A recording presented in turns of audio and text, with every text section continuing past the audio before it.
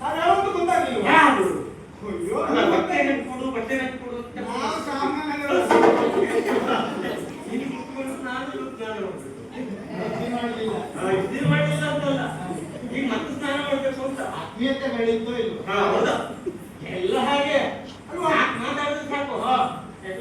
ಹಾಗೆಲ್ಲ ಹಾಗೆಲ್ಲ ಇದೇ ಚಾಲಿ. ಆತ್ಮೀಯತೆ. ಹೌದು ಯಾರು ಅಂತ ಹೇಳ್ಬಿಡು.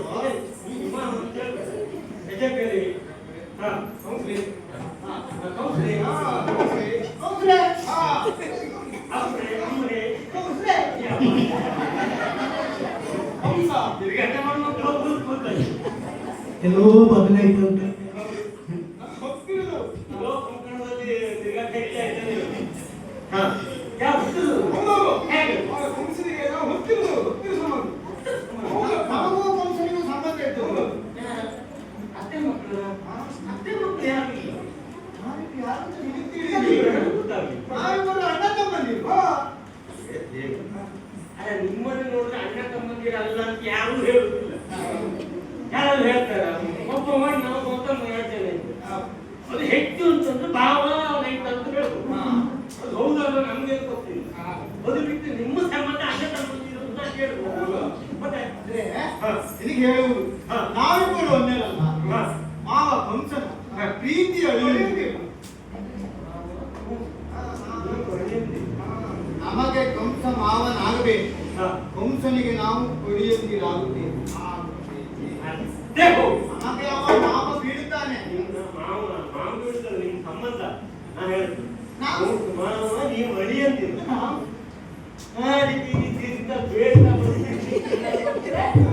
ಮಹಾರಾಜ ಮಧುರಾಮಿಯಿಂದ ಕೂಸಿಯಲ್ಲಿ ನೀರಲ್ಲ. ನೋಡು, ನಮ್ಮಿಬ್ಬರ ಹೆಸರೇನು? ನಾನು ಕೃಷ್ಣ, ಅವ ಬಲರಾಮ. ಬಲಗಡೆಯಲ್ಲಿದ್ದಾನೆ. ನನಗೆ ಗೊತ್ತಾಯ್ತು. ಹಂಸ ಮಹಾರಾಜ ಬರಮಾಡಿಸ್ತಾ ಇದ್ದು ಕೇಳಿತ್ತು ನನಗೆ. ಕೃಷ್ಣ ಬಲರಾಮರು ಕೃಷ್ಣ ಬಲರಾಮರು ನನ್ನ ವೈರಿಗಳು ಬಿಡುವುದಿಲ್ಲ ಅಂತ ಹಾಕಿರೋದನ್ನು ಕೇಳಿದ್ದೇನೆ ನಾನು. ಓಹೋ ಆ ಭತ್ತ ವೈರಿಗಳು ಕೂಸ್ಲಿ ಬುದ್ಧಿ ಅಂತ ನನಗೆ ಈಗ ಗೊತ್ತಾಯ್ತು. ಇಷ್ಟು ಸಣ್ಣ ಹುಡುಗರಿಗೆ ಹೆದರುಗ ಏನು ಈಗ ನೀ ಹೆದರುವುದಿಲ್ಲ ಅಂತ ಅಲ್ಲ, ಇನ್ನೆಲ್ಲ ನಮ್ಮ ಮಾತು ಅಲ್ಲ. ಈಗ ನಾವು ಅವನಿಗೆ ಕಳಿಯ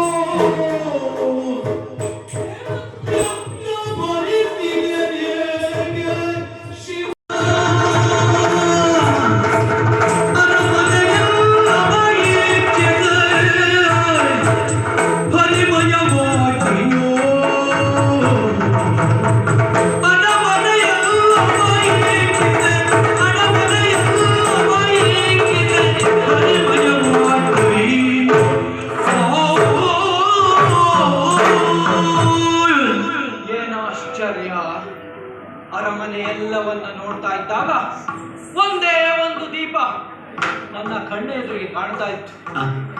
ನೋಡುತ್ತಿದ್ದಂತೆಯೇ ಎರಡಾಗಿ, ನಾಲ್ಕಾಗಿ, ಎಂಟಾಗಿ, ಸಹಸ್ರ ಸಂಖ್ಯೆಯಲ್ಲಿ ಅರಮನೆ ಎಲ್ಲವನ್ನು ವ್ಯಾಪಿಸಿತ್ತು.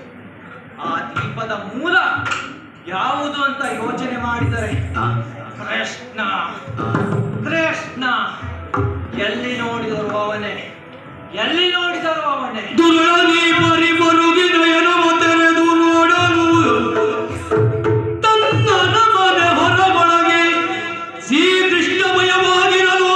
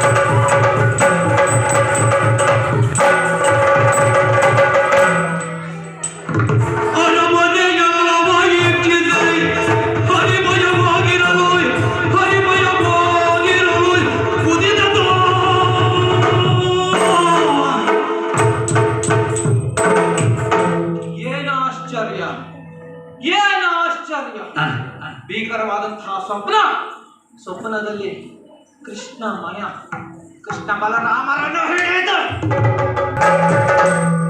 ನೋಡುತ್ತಾ ಇದ್ದಂತೆ ಭಗವಾನ್ ಬಾಲಭಾಸ್ಕರ ಬಾಲಿನಂಗಳದಲ್ಲಿ ನೋಡಿದ.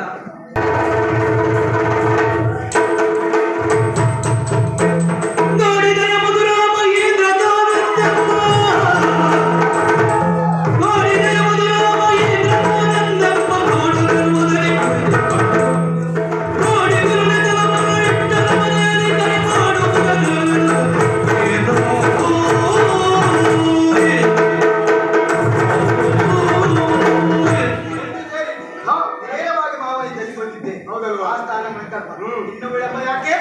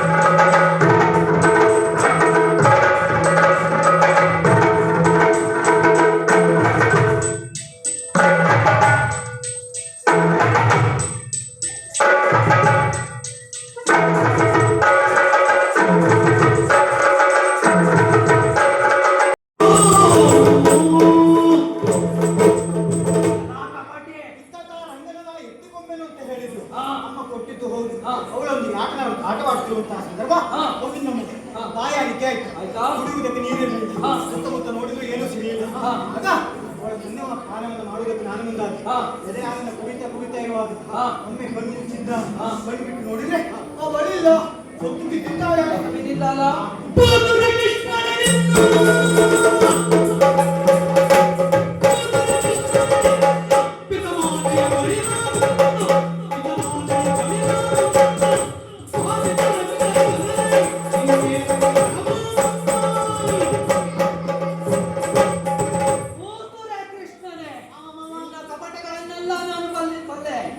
ಭೂತನೇನು ಅದೇ ಅವಳಾಗೆ ಸತ್ತ. ಹಾಗಾಗಿ ಇವತ್ತು ನೀವು ಸಾಯ್ತೀರಿ. ನಿಮ್ಮ ಇವತ್ತು ಕೊಂದು ನಿಮ್ಮ ಅಂತ್ಯವನ್ನು ನಾನು ಮಾತಾಪಿತನಿಗೆ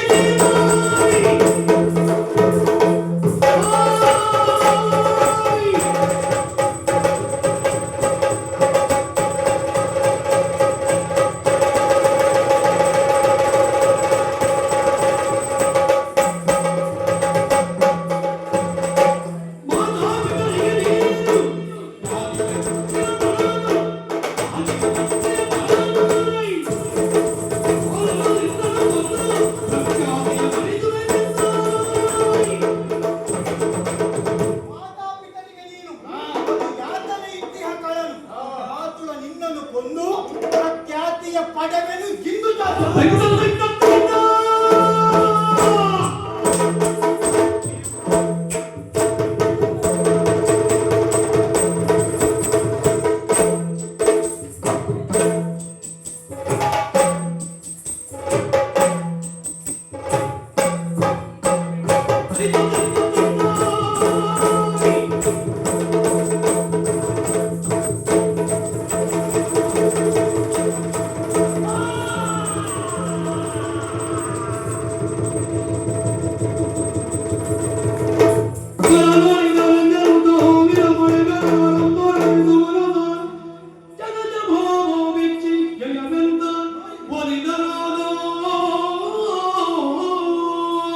ಸುಂದರ ಸಂಕೇತ ಎಂಬಂತೆ ದೇವತೆಗಳು ಹೂವಿನ ಮಳೆಯನ್ನ ಸುರಿಸಿದ್ದೇನೋ ಹೌದು.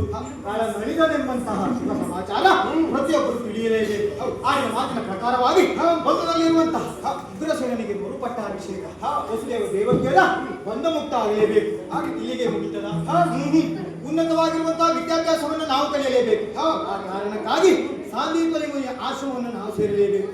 ಜೊತೆಗೆ ಇಲ್ಲಿ ಈ ಕಾರ್ಯಕ್ರಮವನ್ನು ಸಂಯೋಜಿಸಿದಂತಹ ಪ್ರತಿಯೊಬ್ಬರಿಗೂ ಪ್ರತ್ಯಕ್ಷ ಪರೋಕ್ಷವಾಗಿ ಸಹಕರಿಸಿದ ಪ್ರತಿಯೊಬ್ಬರಿಗೂ ಆ ದೇವತೆಗಳು ಅವರ ಇಷ್ಟಾರ್ಥವನ್ನು ಈಡೇರಿಸಲಿ ಎಂಬುದಾಗಿ ಹೇಳಿಕೊಳ್ಳುತ್ತಾ ಕಥೆಯ ಮಂಗಳವನ್ನು ಆಡ್ತಾ ಇದ್ದೇವೆ.